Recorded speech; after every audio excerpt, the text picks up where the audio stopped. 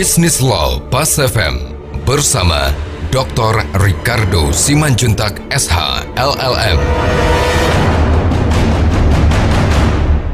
Mitra bisnis, topik pembahasan kita pada hari ini adalah tentang arbitrase sebagai alternatif penyelesaian sengketa. Penyelesaian melalui arbitrase tidak akan mungkin terjadi apabila para pihak tidak menyepakati secara khusus bahwa perkara tersebut hanya akan diselesaikan melalui arbitrase. Nah, kesepakatan ini bisa dilakukan para pihak dengan secara tegas menyepakati dalam kontrak dari awal ketika kontrak ditandatangani. Atau jika pun mereka tidak menandatangani dalam kontrak atau dalam kontrak itu tidak secara tegas ditangani, bisa saja mereka melakukan kesepakatan setelah perkara tersebut terjadi. Ya kan? Katakanlah misalnya ketika perkara terjadi tidak ada satu kesepakatan tentang penyelesaian perkara melalui arbitrase sehingga perkara ini harus melalui pengadilan. Akan tetapi para pihak menyadari ini lalu mereka membicarakan kembali dan pada akhirnya mereka sepakat untuk menyelesaikan melalui arbitrase. Mereka bisa memindahkan kewenangan pengadilan tadi ke arbitrase melalui suatu perjanjian tertulis yang dibuat ketika itu, di mana para pihak menyepakati agar penyelesaian ini dipindahkan menjadi kewenangan arbitrase. Ya,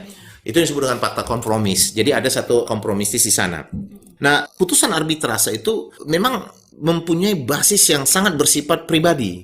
Sangat bersifat pribadi. Kenapa? Karena dia lahir dari satu keputusan pribadi sebagai satu alternatif penyelesaian sengketa di luar pengadilan. Nah, untuk itu sejak awal ini menimbulkan satu kontroversi dalam pelaksanaannya dan juga penghargaannya. Apalagi ketika pelaksanaan itu harus melibatkan pengadilan. Nah, pengadilan sendiri sering sulit untuk mengenal dan juga menghargai putusan arbitrase ini sampai akhirnya adanya kepastian yang dibangun oleh Undang-Undang 30 tahun 1999, di mana dalam pasal 3 ya dan pasal 11 Undang-Undang 30 mengatakan, pada dasarnya mengatakan kalau para pihak sudah menyepakati penyelesaian perkara yang melalui arbitrase, maka para pihak tersebut tidak bisa lagi membawa ke pengadilan. Itu di pasal antara pasal 3 dan pasal 11, ya kan? Dan di pasal 11-nya dikatakan bahwa pengadilan sendiri pun tidak mempunyai kewenangan untuk memeriksa jika sudah ada klausula arbitrase. Mitra bisnis, kalau kita lihat bahwa arbitrase itu pada dasarnya atau pengertiannya adalah merupakan satu kewenangan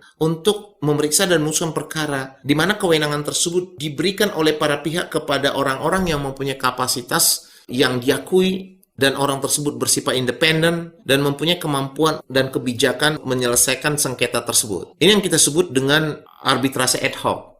Jadi ad hoc itu adalah ketika terjadi sengketa, para pihak akan memilih arbiter dari orang-orang yang mempunyai kualitas yang diyakininya, di mana arbiter-arbiter yang dipilih tersebut tetap akan merupakan orang-orang yang bertindak secara independen. Lalu masing-masing arbiter yang dipilih oleh para pihak tersebut akan memilih arbiter ketua, sehingga dalam hal majelis arbitrase dibutuhkan untuk menyelesaikan sengketa tersebut akan terdiri dari dua anggota majelis arbitrase, di mana masing-masing ditunjuk oleh masing-masing pihak bersengketa, dan masing-masing yang ditunjuk tersebut mengangkat ketua majelis, dan ketiga majelis tersebut bertindak secara independen. Mitra bisnis, dalam perkembangannya kita lihat bahwa arbitrase juga memerlukan satu proses pengelolaan yang baik, sehingga dalam perkembangannya kita lihat arbitrase dihadirkan dalam satu bentuk yang lebih formal, lebih resmi, yaitu yang kita kenal dengan institusi arbitrase. Awalnya kita lihat bahwa arbitrase yang lahir itu adalah Badan Arbitrase Nasional Indonesia atau BANI. Dia lahir pada tahun 1977 yang dimotori oleh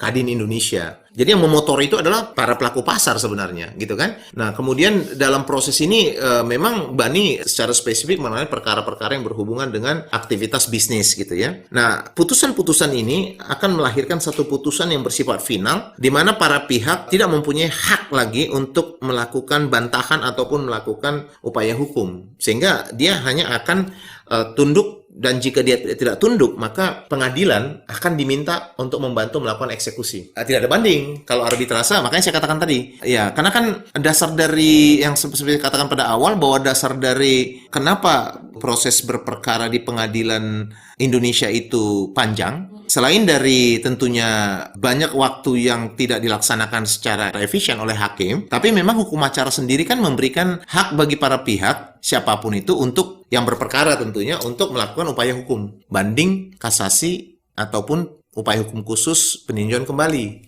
Nah, jadi kalau katakanlah misalnya pemeriksaan perkara di tingkat negeri itu diselesaikan dalam 6 bulan katakanlah, lalu di pengadilan tinggi diselesaikan dalam 1 tahun, walaupun ketentuan surat edaran Mahkamah Agung yang terbaru ini sudah dinyatakan sekitar 3 bulan sejak mereka terima gitu ya, tapi dalam prosesnya kita masih melihat membutuhkan waktu lama gitu ya.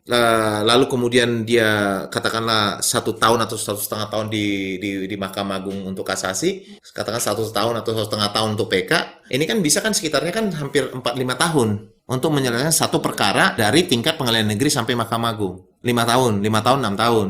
Zaman dulu bisa lebih panjang lagi gitu. Sekarang sudah semakin lebih cepat gitu ya. Memang semangatnya pengadilan sekarang itu mencoba semakin membuat dia lebih cepat. Nah, tapi artinya masa berperkara itu menjadi sangat panjang karena memang hukum acara perdata memperbolehkan itu. Mitra bisnis, demikian pembahasan kita hari ini. Saya Ricardo Simanjuntak untuk Bisnis Law Fast FM.